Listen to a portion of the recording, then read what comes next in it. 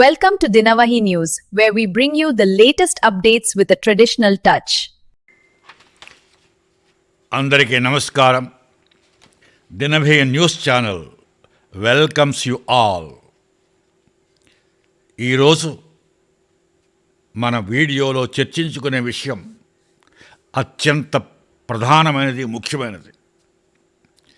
Of course గత ఎన్నో దశాబ్దాల నుంచి కార్పొరేట్ సెక్టర్కి జర్నలిజం స్ఫూర్తికి మధ్య వార్ నడుస్తూనే ఉంది. ఇంతకుముందు నడిచింది, ఇప్పుడు నడుస్తోంది, ఇక ముందు కూడా నడుస్తుంది. అయితే ఇంతకుముందు నడిచిన వార్ ఎలా ఉండేదంటే, అటు కార్పొరేట్ సెక్టర్ యొక్క కార్పొరేట్ అనే పదం యొక్క డెఫినేషన్కి, జర్నలిజం అనే పదం యొక్క డెఫినేషన్కి మధ్య వార్ జరిగేది.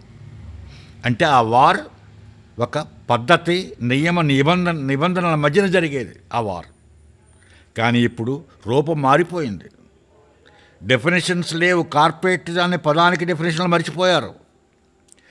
జర్నలిజం అనే పదానికి కూడా చాలామంది జర్నలిస్టులు ఆ డెఫినేషన్ కూడా మర్చిపోయారు. ఎందుకు మర్చిపోయారు? గత 15-20 సంవత్సరాల చరిత్ర తీసుకుంటే ఈ వ్యాపారస్తులు, కార్పొరేట్ వ్యాపారస్తులు మీడియా హౌసులను ఆక్రమించి ఆ మీడియా హౌసులకు వాళ్ళే యజమానులు అయ్యారు.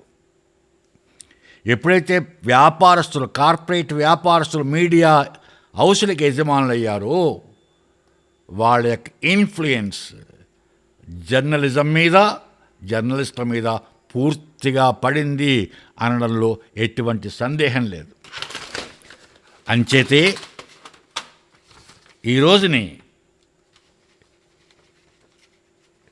జర్నలిజంకి, కార్పొరేట్ శక్తికి యుద్ధం అంటున్నాం. డెఫినేషన్కి సిద్ధం కాదు ఇది. కార్పొరేట్స్కి, జర్నలిజంకి,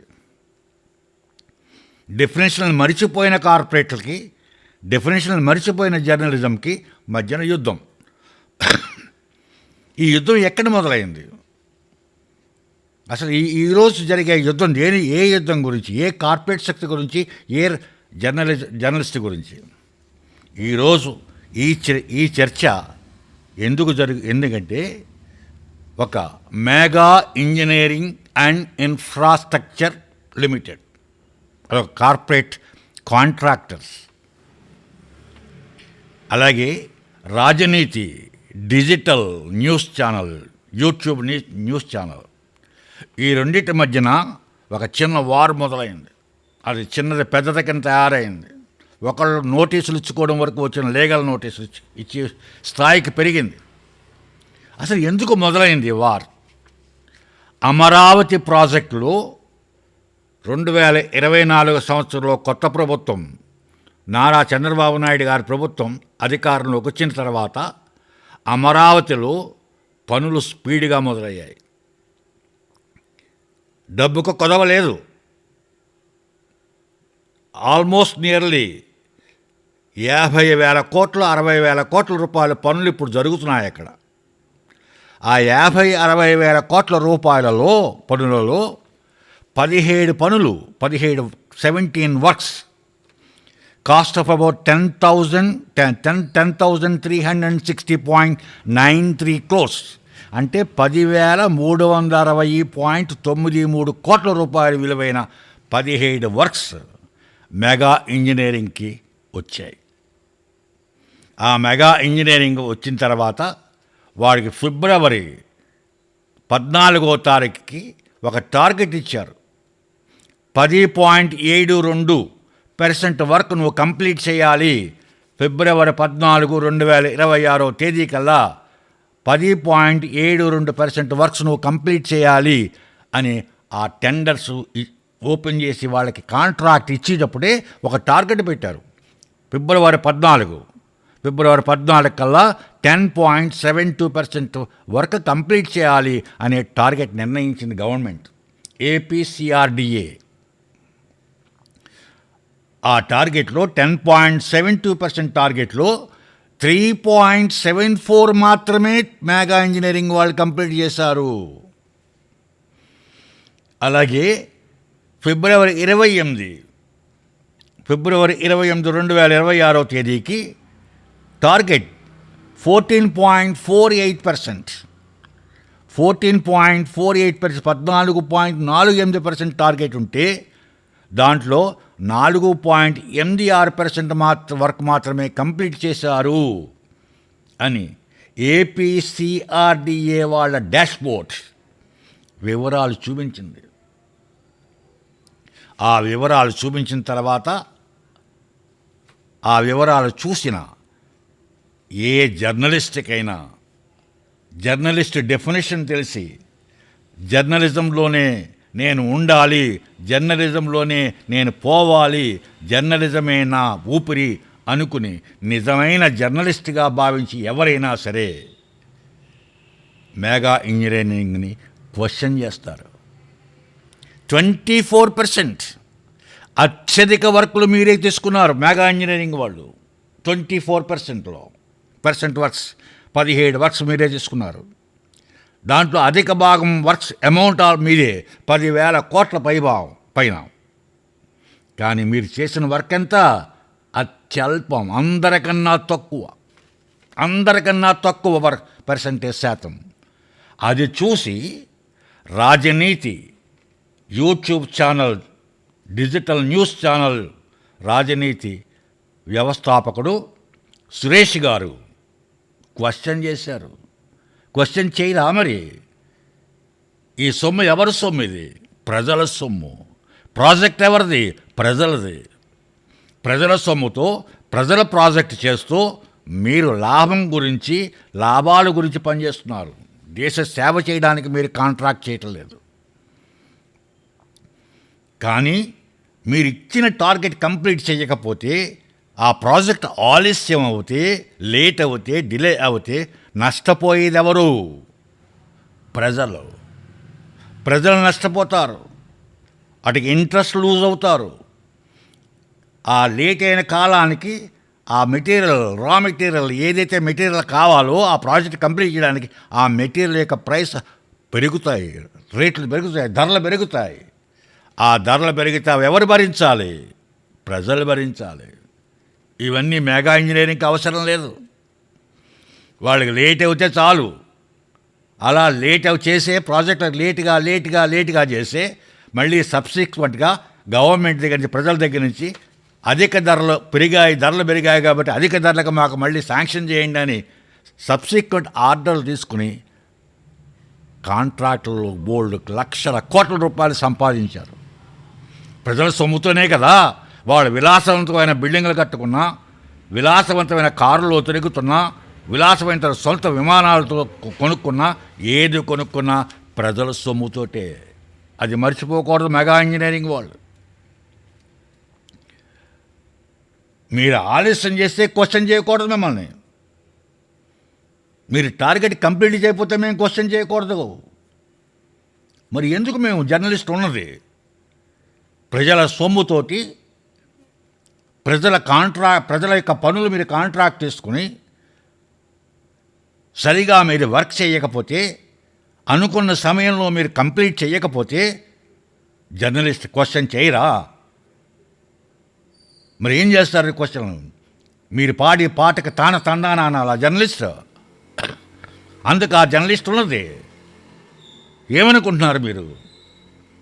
పైగా మిమ్మల్ని క్వశ్చన్ చేశాడని మీ ఫైనాన్షియల్ మీరేదో మీ బ్రాండ్ వాల్యూ తగ్గిపోయిందని, అంటే మీరు లేట్ చేసి ప్రాజెక్ట్ కంప్లీట్ చేయకపోతే, టార్గెట్ కంప్లీట్ చేయకపోతే మీ బ్రాండ్ వాల్యూ పోదా?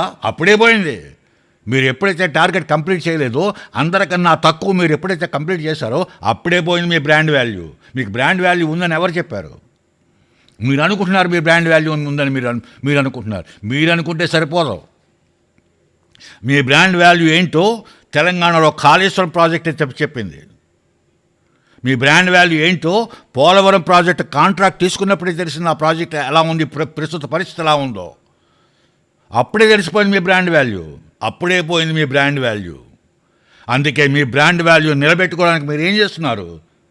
అటు కేంద్ర పార్టీలకు కానీ, అంటే నేషనల్ పొలిటికల్ పార్టీస్ కానీ, అలాగే దేశాల్లో ఉన్న వివిధ రాష్ట్ర పార్టీలకి రాజకీయ చందాలిచ్చి మీ బ్రాండ్ వాల్యూను కొనుక్కుంటున్నారు. వాళ్ళకి చందాలు ఎంత నష్టపోయినా మీకు అవసరం లేదు, రాష్ట్రం ఎంత నష్టపోయినా మీకు అవసరం లేదు. అయినా సరే చంద్రబాబు నాయుడు గారు మిమ్మల్ని పక్కనే కూర్చోబెట్టుకున్నారు మొన్న అదేదో మీటింగ్లో. ఎలా కూర్చోబెట్టుకుంటున్నారు మిమ్మల్ని నాకు అర్థం కాలేదు.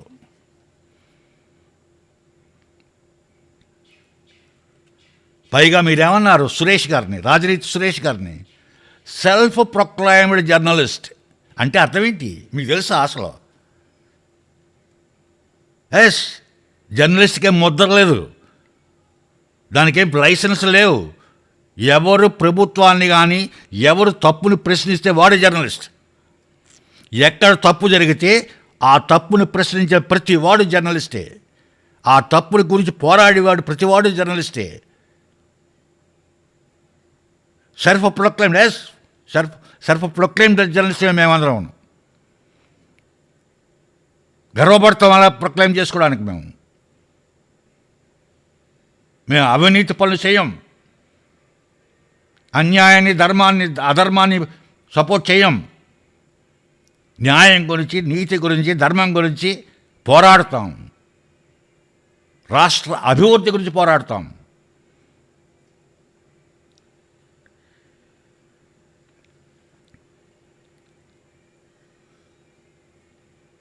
కాళేశ్వరం ప్రాజెక్టులో మీరు వేలు పెట్టారు. దాంట్లో బీఆర్ఎస్ పార్టీ పోయిన అధికారం నుంచి. పోలవరం ప్రాజెక్టులో మీరు వేలు పెట్టారు, ఇక్కడ జగన్ పార్టీ అధికారం కోల్పోయింది. మళ్ళీ ఇప్పుడు చంద్రబాబు నాయుడు గారు దాంట్లో వేలు పెట్టారు మీరు అమరావతిలో. ఆయన ఏమవుతాడో రేపొద్దున.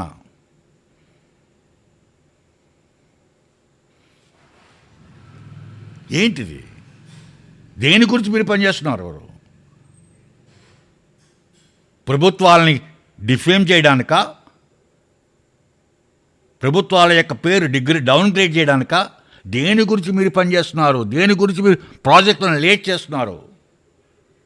దేని గురించి వర్క్ పూర్తిగా చేయట్లేదు? మీరు సమంజసంగా కంప్లీట్ చేయట్లేదు, ధర్మబద్ధంగా కంప్లీట్ చేయట్లేదు, చట్టబద్ధంగా ఎందుకు కంప్లీట్ చేయలేకపోతున్నారు మీరు? పైగా మిమ్మల్ని అడిగిన వాళ్ళకి లీగల్ నోటీస్ ఇస్తారా? సురేష్ గారికి, రాజనీతి సురేష్ గారికి 100 కోట్లు పే చేయాలి అని లీగల్ నోటీస్ ఇస్తారా? లీగల్ నోటీసే కాదు, కేపీహెచ్పి పోలీస్ స్టేషన్లో ఆయన మీద కేసు ఫైల్ చేస్తారా? ఏం తప్పు చేశాడు ఆయన? ఆయన ఏం తప్పు చేశాడండి? మిమ్మల్ని అడగకూడదా? మీరేమైనా రాజ్యాంగేతర శక్తులా? మీరేమన్నాను రాజ్యాంగం మీకు ఏమైనా ఇమ్యూనిటీ కల్పించిందా మీకు? మిమ్మల్ని క్వశ్చన్ చేయకూడదని? మీరు లేట్ చేస్తే క్వశ్చన్ చేయరా ప్రజలు? ఎస్, క్వశ్చన్ చేస్తాం మేము. మాది సొమ్ము, మాది ప్రాజెక్ట్. అది మీ ఇష్టం వచ్చినప్పుడు మీరు చేస్తారంటే కుదురుతుందా? ఏమనుకుంటున్నారు? ఇది ప్రజాస్వామ్యం. ఈ ప్రజాస్వామ్యంలో నీతికి, నియమానికి ఒక విలువలు ఉన్నాయి. అటువంటి విలువలు మీరు పాటించకపోతే మీ బ్రాండ్ వాల్యూ మీరే పాడు చేసుకుంటున్నారు. ప్రజలు ఎవరో పాడు చేయట్లేదు. సురేష్ గారు లాంటి జర్నలిస్ట్ కూడా పాడు చేయట్లేదు. మీ బ్రాండ్ వాల్యూ మీరే పాడు చేసుకుంటున్నారు. కాళేశ్వరం వల్ల మీ బ్రాండ్ వాల్యూ తగ్గింది. పోలవరం వల్ల మీ బ్రాండ్ వాల్యూ తగ్గింది. మెగా కృష్ణారెడ్డి అంటే ఎవరికి మనిషి ఎలా ఉంటాడో తెలియకపోవచ్చు చాలామందికి. కానీ మెగా ఇంజనీరింగ్ కృష్ణారెడ్డి ఎటువంటి వాళ్ళు అంటే చాలామంది ప్రజలకు తెలుసు.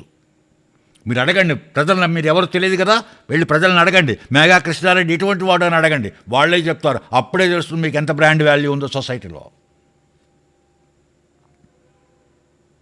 ఏం మాట్లాడుతున్నారండి? లీగల్ నోటీస్ ఇస్తే భయపడిపోతారనుకుంటారా ప్రజలు? జర్నలిస్టులు భయపడేవాడు జర్నలిస్ట్ అవడండి. భయపడేవాడు జర్నలిస్ట్ కానే కాడు. పోరాడేవాడే జర్నలిస్ట్. పోరాటంలో నిలబడేవాడే జర్నలిస్ట్. ఎవరినైనా ఎదిరించగల శక్తి ఉన్నవాడే జర్నలిస్ట్. న్యాయం గురించి, నీతి గురించి నిలబడేవాడే జర్నలిస్ట్. ప్రజల గురించి నిలబడేవాడే జర్నలిస్ట్. రాష్ట్ర అభివృద్ధి గురించి నిలబడేవాడే జర్నలిస్ట్. అటువంటి జర్నలిస్టులలో సురేష్ కూడా ఒకరు. రాజనీతి ఎడిటర్, రాజనీతి ఫౌండర్ సురేష్ కల్లూరి కూడా ఒకడు. అటువంటి వ్యక్తికి బలంగా అటువంటి వ్యక్తికి తోడ్పాటుగా అటువంటి వ్యక్తికి మేమందరం నిలబడతాం ఆ వ్యక్తి పక్కన. ఆయనే కాదు, విజిల్ వ్యక్తి ఆయన కూడా నిలబడతాడు. ఆయన ఒక్కళ్ళే కాదు, అందరూ మొత్తం డిజిటల్ ఛానల్స్లో ఉన్న అన్ని న్యూస్ ఛానల్స్ సురేష్ గారి ప్రక్కన నిలబడతాయి. అందరం కలిసి మీరు చేసే పనులన్నీ బయట పెడతాం. అది మాత్రం గుర్తుంచుకోండి. ఎప్పటికైనా మించిపోయింది లేదు. మీరు ఇచ్చిన లీగల్ నోటీస్ని విత్డ్రా చేసుకోండి. కేపీహెచ్పిలో పెట్టిన పోలీస్ కేసుని విత్డ్రా చేసుకోండి. న్యాయంగా అమరావతి పనులు టార్గెట్ కంప్లీట్ చేయండి.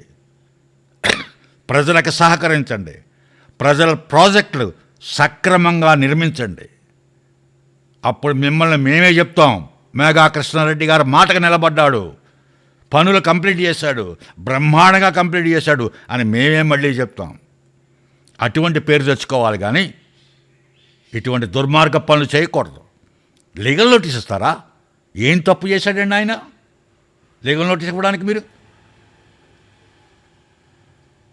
మేము ఇస్తాం లీగల్ నోటీస్ మీకు. అందరం కలిసి తట్టుకోగలరా మీరు? మీరు ఎంత కార్పొరేట్ శక్తి ఉన్నా, ఎంత పెద్ద పెద్ద పార్టీలు లీడర్స్ మీకు సపోర్ట్ ఉన్నా, అందరు డిజిటల్ న్యూస్ ఛానల్స్ అందరూ కలిసి లీగల్ నోటీస్ మీరు తట్టుకోగలరా? తప్పు కృష్ణారెడ్డి గారు. ఇప్పటికైనా మించిపోయింది లేదు. అమరావతి పనులు సక్రమంగా కంప్లీట్ చేయండి. టార్గెట్ కంప్లీట్ చేయండి. టార్గెట్లో మీ పెర్ఫార్మెన్స్ బ్రహ్మాండంగా కంప్లీట్ చేయండి. సురేష్ గారికి ఇచ్చిన లీగల్ నోటీస్ విత్డ్రా చేసుకోండి. అరే, సురేష్ గారి పెట్టిన పోలీస్ కేసు కూడా విత్డ్రా చేసుకోండి. మీకు మేము సహకరిస్తాం. ఎప్పుడు సహకరిస్తాం?